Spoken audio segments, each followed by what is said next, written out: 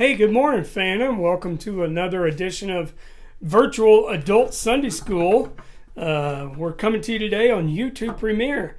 We wanted to do this because if you look over here on your left side, not at the TV, but at the left side of, I guess it'd be your right side of the screen, there should be a chat room where you can go on and you can talk amongst yourselves and visit.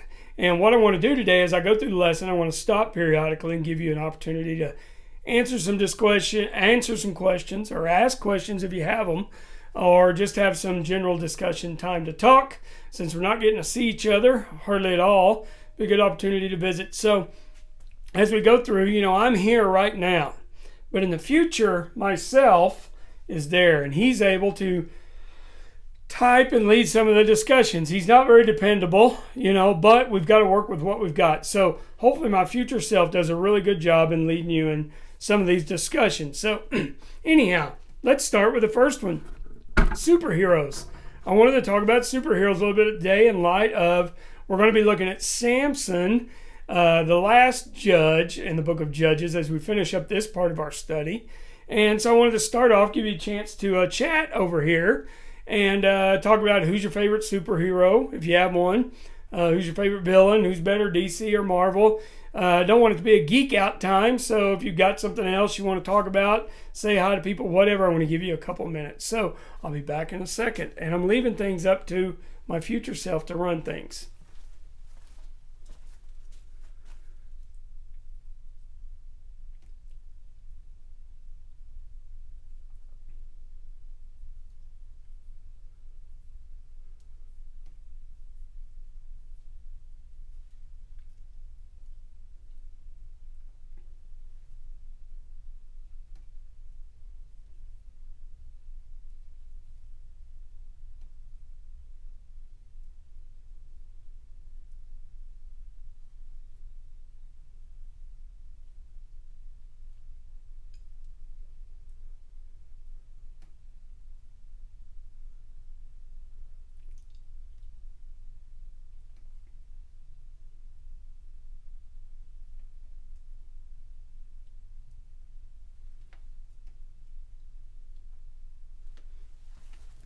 All right, so we're back.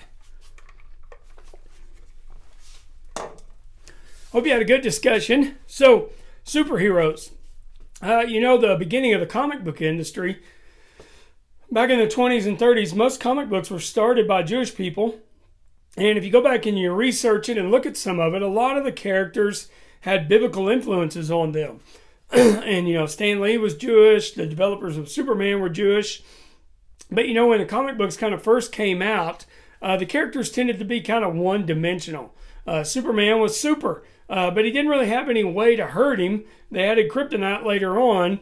And so that one-dimensional kind of nature of a lot of early comic book heroes didn't last with fans as the fans got older. But one of the things that the creators of comic books and superhero movies, which seem to come out all the time, have done a good job of is developing characters that have flaws in them, that are more like you and I. Now, some of these flaws are things that allow them to get hurt, but some of them are more like character flaws and moral flaws that hinder them from doing the best job possible. You look at a character like Iron Man, Tony Stark, played by Robert Downey Jr. in a lot of the more recent movies, and he's, it's a great example. I mean, even though he's Iron Man and all this, he's still plagued by daddy issues. He's got arrogance and pride that he has to deal with, and all these things kind of get in the way of him doing the ideal job that he could have done. I think one great thing they did was with Bro Thor in the last Avengers movie, where Thor, came out and he was overweight and not a very big fan of the ladies because they were looking forward to seeing him as the old Thor. But, the directors and the writers of the movie did a great job with him because that was very representative of his emotional and mental state. So, just like comic book heroes, you look at some of these early judges and some of these characters, and they are also very flawed. They have issues that a lot of times when you looked at them, last week I talked about Deborah and Gideon, and I also talked about this idea that as you look at Gideon and Samson and some of these other characters in the book of Judges, and then you look forward to the book of Samuel and Kings, and you look at some of the kings, they're not really guys and ladies that you'd want to hang around with. You really probably wouldn't want a lot of them in your church. But a lot of them are mentioned, as I talked about last week, over in the book of Hebrews, chapter 11, where it talks about the great heroes of faith. So, let me just go back over last week just a little bit in case you forgot or missed it.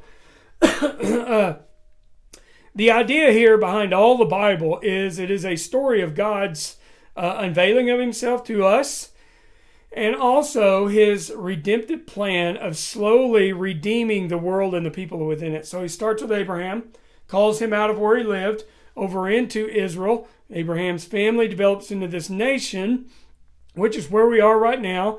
And God continues to work with people to choose people who are alive at that time to deal with the issues that come up that interfere with his plans of redemption. So you look at Deborah, you look at Gideon, and today at Samson. A lot of things about them, like I said, that don't really fit into our ideal Christian type prototype, but nevertheless, each one of them was successful in fending off the threat that God had raised them up or chosen them to deal with.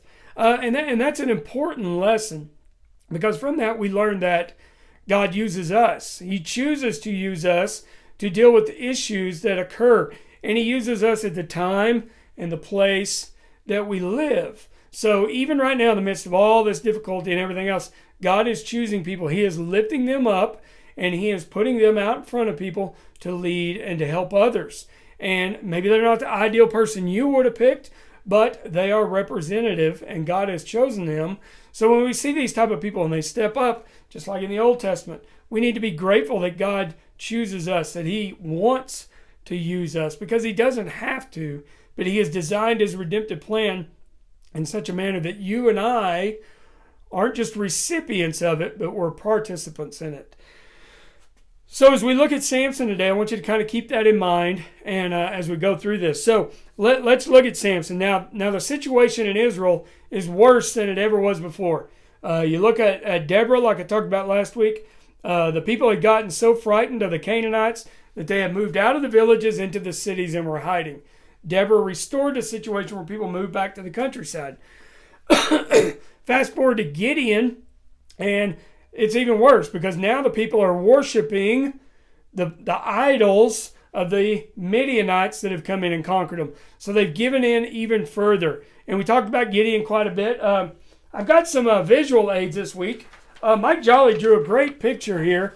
And I like to think of this as the metrosexual Gideon, who's asking God if he could just give the fleece a hint of a floral softener, maybe lavender or something like that. So thanks, Mike. I really appreciate the pictures and the help. And so it's even worse with Gideon. And then when we fast forward to, excuse me, allergies. Whew, I'm not going to stop every time I cough or I'd never get this done. So as we fast forward to the time of Samson, things are even worse than they were before. Matter of fact, we see that not only were the people worshiping that, but they had given in to the Philistines, who were now the threat, and were actually helping the Philistines. Over in Judges chapter 15, verse 11, after Samson does the whole foxes, where he ties all their tails together, and he sets them out loose in the grain field, sets them on fire, and then he kills a bunch of Philistines. And once again, I have another illustration that Mike Jolly has provided us of Samson actually with his free tail braiding going on today. Thanks, Mike, once again. I think a lot of us may need some free braiding by the time it's all done, with all the haircut places growing. We all may be like Samson with beautiful locks. Well, some of us will have fewer locks than the others. But nevertheless, the point I was making was, after Samson does this and he kills these Philistines, in Judges chapter 15, verse 11, some Jews come to him and they say, "Do you not know that the Philistines are rulers over us?" So that's bad enough. They've given up. Now they're looking to the Philistines. God has provided them with a judge in Samson, but they're not recognizing him as that person. And then in the next verse, it shows it's even worse than that. He said, they say, "We have come down to bind you that we may give you into the hands of the Philistines." So things are even worse. Now not only have they been taken over, but they're actually helping the Philistines. So sorry for scratching my face. It just may happen. But anyhow, let's take a look at Samson.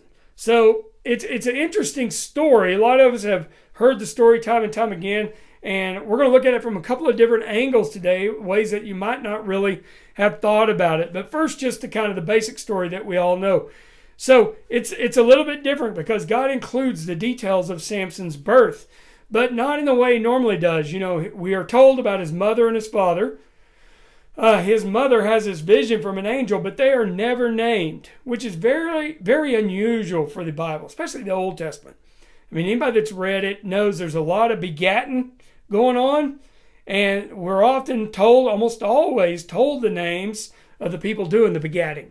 So it's unusual that Samson comes along, his mom and dad are mentioned, but no names are given. So this angel comes to the mother first and says, hey, look, you've been barren, you're going to have a child, but you need to raise him in a special way. As a matter of fact, you're going to raise him as a Nazarite. Now, the Nazarites were not a people group, but it was a particular vow that a Jew could take. It details it over in Numbers chapter 6. What's different with Samson is he was to be raised a Nazarite, and that wasn't typically the way it was done. Usually someone would come along, they would go to the temple, and they would say, I want to take a Nazarite vow. And part of that vow was they wouldn't drink any alcohol at all. They wouldn't even eat grapes or vinegar. They wouldn't cut their hair, and they would not touch dead animals. You know, so Samson is born into this vow. It's not a vow that he takes, at least that the Bible shows us. And it's interesting, we'll talk about this a little bit more later on. The instructions not to drink or touch dead animals are given to the mother. The only instruction really given that applies to Samson are not to cut his hair. So Samson starts off good. He's born. The Bible even talks about over in 1324,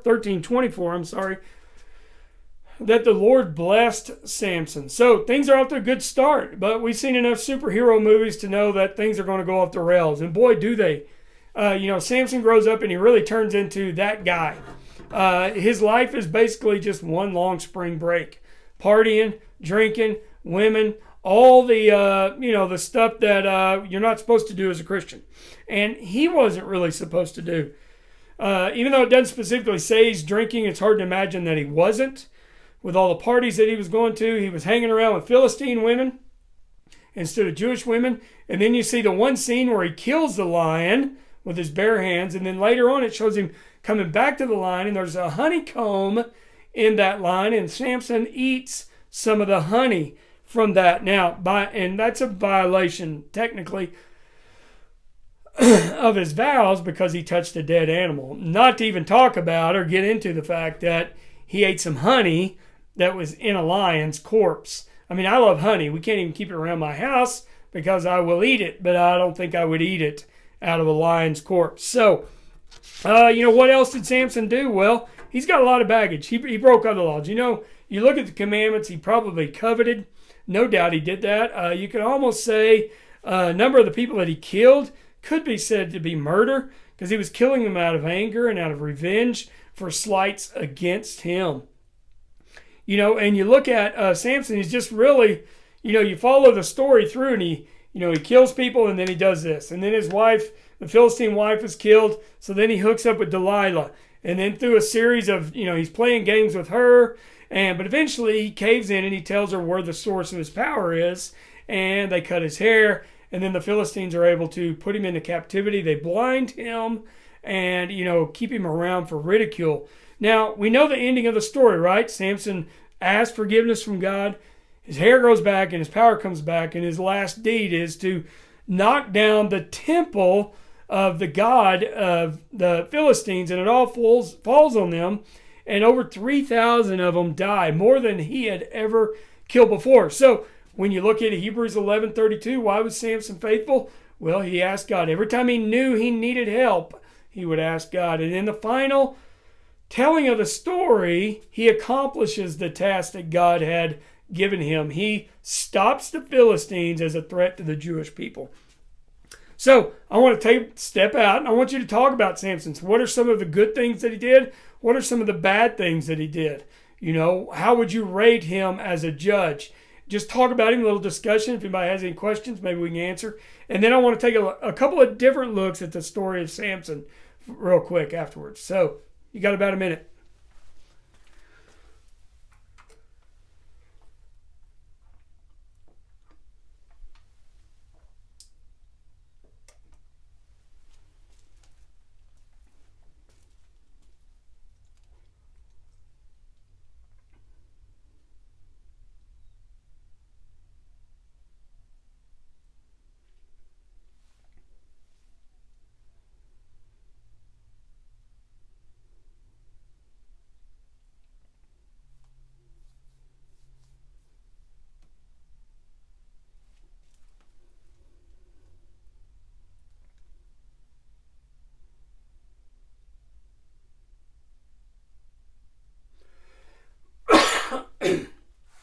Don't worry, I coughed into my armpit.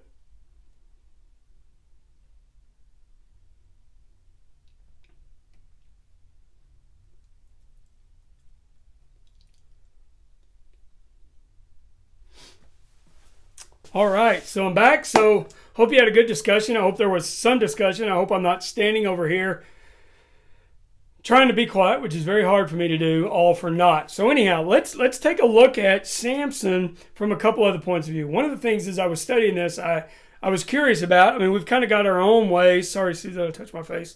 But we've kind of got our own ways of looking at Samson that have developed. But I wanted to look at a couple other ways. So first question was kind of, how did the Jews back in Jesus' time and even, the Old Testament time look at Samson? And one of the things that really stood out is they saw him as a what's called a trickster type figure or a freedom fighter. Think William Wallace, Robin Hood, someone like that. That's how they saw him. And the theory behind it is that Samson wasn't just some big, dumb, good-looking, muscle-bound dude that just went around partying all his life. But in actuality, everything that he did was a carefully planned out scheme to defeat the Philistines that God helped him with. So in other words, from the beginning, he was pretending to be who he appears to be in there. You look at early on, you find out that he's marrying a hot Philistine woman. But you look real closely, right before that, you notice in that story, he goes down and he tells his mom and dad, hey, go get that girl for me. So Samson doesn't do it. His parents go and do it. And then if you look carefully right before that happens, right, God says that his father and mother did not know that, and it says in Judges 14:4 that Samson getting the Philistine wife, that this was from the Lord, for he was seeking an opportunity against the Philistines. So the Jews look upon Samson as like a very tricky type of guy. He starts off marrying this Philistine woman, and so every Philistine that he kills is in revenge. It's not an overt act of rebellion as a Jewish person. Because when he kills the first group, they've done something to his wife. When he kills the next group, they've done something else to him. And it goes like this. As he's killing people, the Philistines can't ever say, well, we're going to go after the Jews now because this guy's obviously leading the Jews. Number one, it's just Samson. And number two, people can say, well, technically, things were done to his wife and her father and to other things. And then even at the end, what happens is he, even though they didn't like him, they focused their attention on him. And even the Nazirite ploy is interesting because, like I said earlier, if you look at the instructions given to his mom, the bit about drinking and the bit about touching the dead animals and that type of stuff, they are specifically given to his mom. The only instruction given about Samson was not to let the hair cut. And that's the one thing that when you read this kind of trickster story that they say where Samson messed up was that he allows his hair to get cut and the whole thing with Delilah. So you see this idea of Samson as now a very intelligent, kind of guerrilla fighter, really, who accomplishes his purpose of, getting to the point where the Philistines never go after the Jewish people. And then when Samson kills all the people at the temple, he accomplishes his task. Because no doubt that large group of people that he killed were all important leaders, and he's able to do what he wants to do, what he's been assigned to do by God. So it's kind of a different angle to look at Samson. I don't know how much of it's true. That's how the Jews see it. I mean, obviously they built that up on other things.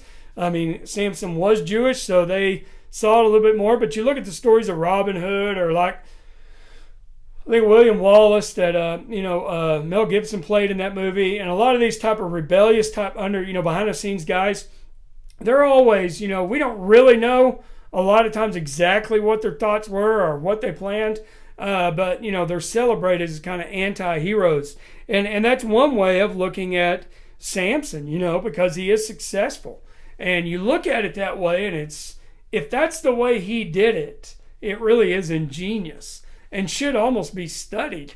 David kind of does a little something like it later on when he's with the Philistines and he plays crazy.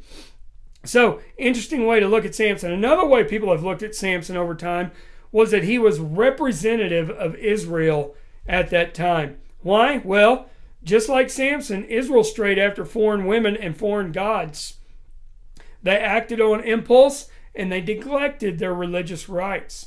Just like Samson, in one view, did not follow his Nazirite vows, neither did Israel. They did not keep up with their covenants. Sorry, Susan. But so he's representative of it. We never knew the name of his parents, right? There's no mention of his ancestors. And actually, a lot of people would think that his parents sort of represented the good generations that did the job right. And Samson is very representative of the generations that would come after that did everything wrong. They were, faithlessness. They, apostate. All these type of things. Samson's born into a covenant just like the Jewish people are, but he's attracted to other cultures and religions all along the way. Samson whores after Philistine women, Israel whores after other gods. These are verses that are made. The comparison is there.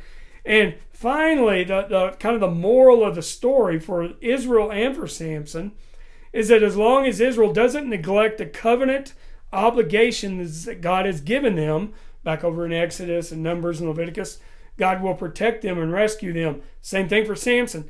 As long as he doesn't get his hair cut and does what God wants him to do, God will protect him. And he will, grant him the power and ability to do what he sees. So you see in this picture of Samson here at the end, very representative of what Israel has become. So one final way, and we're going to have a little discussion over this if my future self's paying any attention, is the early church writers, they would compare Samson to Jesus, and they would say he was a prefiguring of Christ, much like maybe Joseph was or Joshua was. There are similarities between their backgrounds, their birth, and their death. So I want you to take a minute or so and talk about that. What are some similarities between Samson and Jesus, and then what are some of the clear differences? So,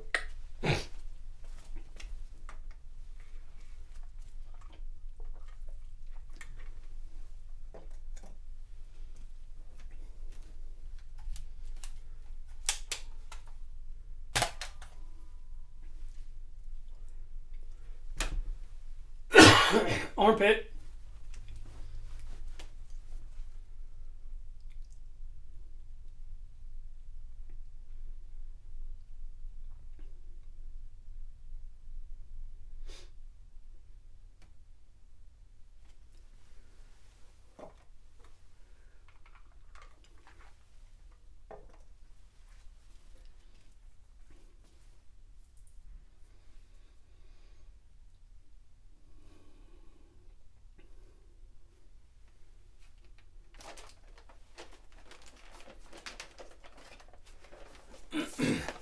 I'm in Ryan's office, and he's just got a lot of toys. This is really why churches need a youth minister, because they have toys just everywhere.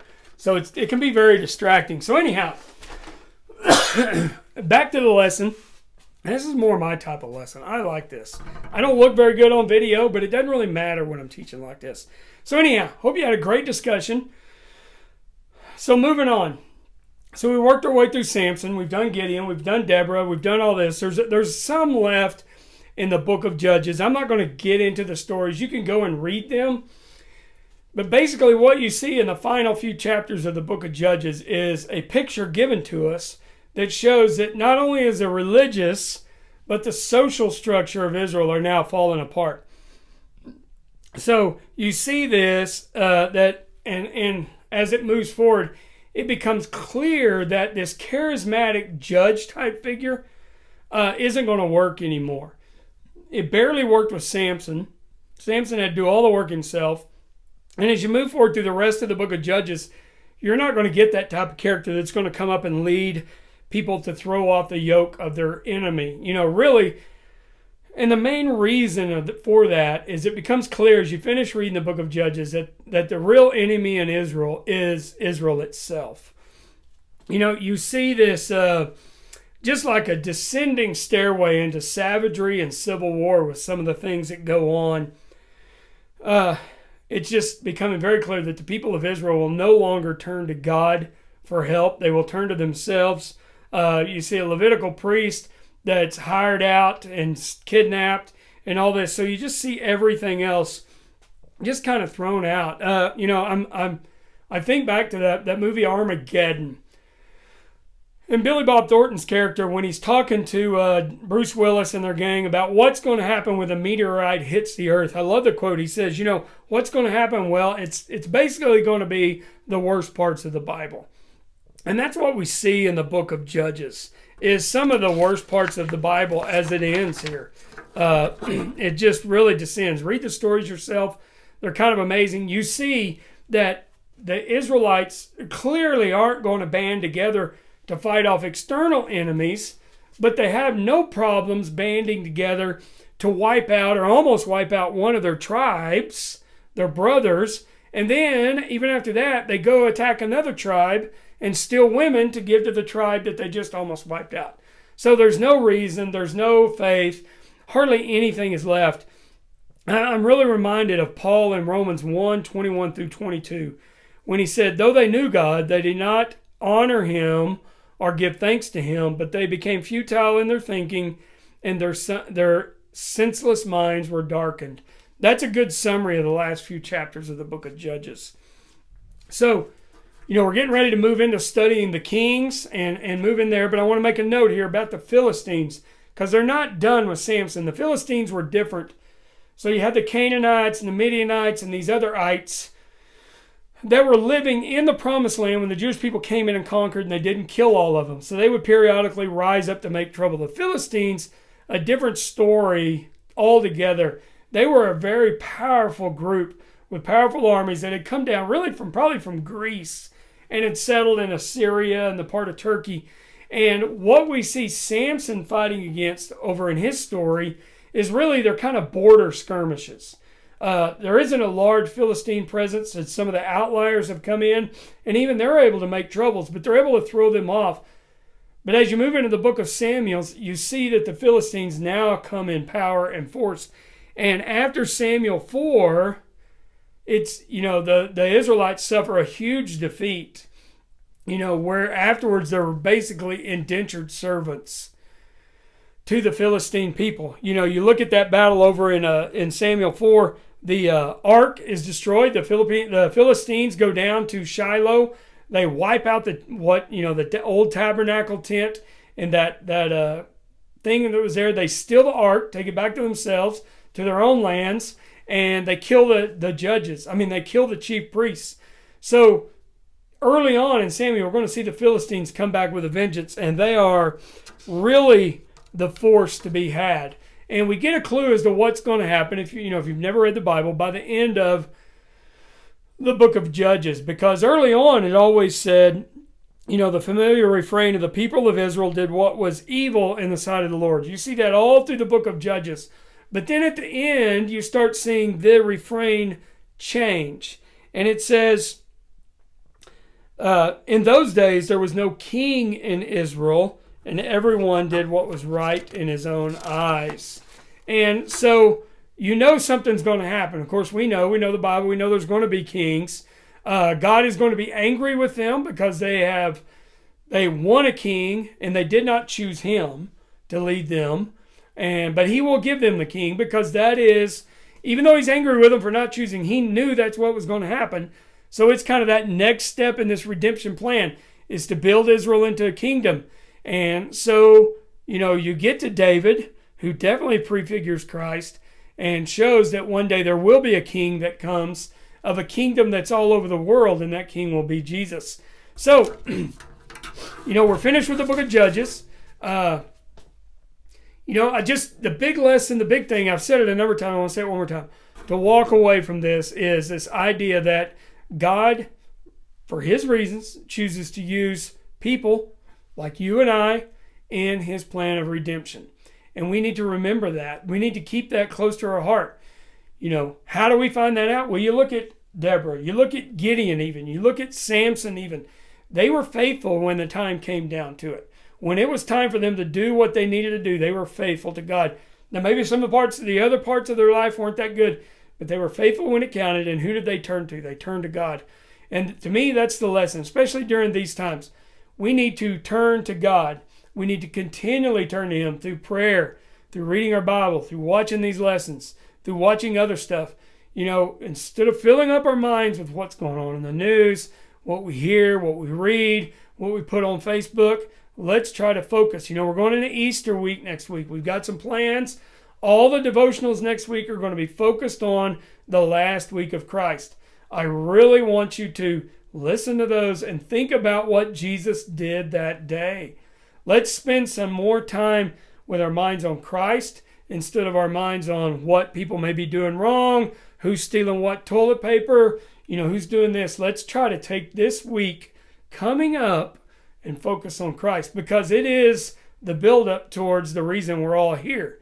You take Easter and the resurrection out, we're just all, like Paul says, might as well eat, drink, and be merry. I don't understand how other people are getting through this time without faith in Jesus. I hope yours is strong. I'm going to be finished now, so if you guys want to stay on and chat for a while longer, feel free. This video will stay on YouTube, so you can go back and listen to it again. I don't think you'll be able to chat, but maybe you will. We'll have to find out. My future self will let you know. So from myself now and my future self, I love you guys. I miss all y'all, but let's stay strong. And if you need anything, let us know, and let's pray for one another. See you next week. Well, I guess technically this is next week now, even though it's not right now. It's now today. Anyhow, bye.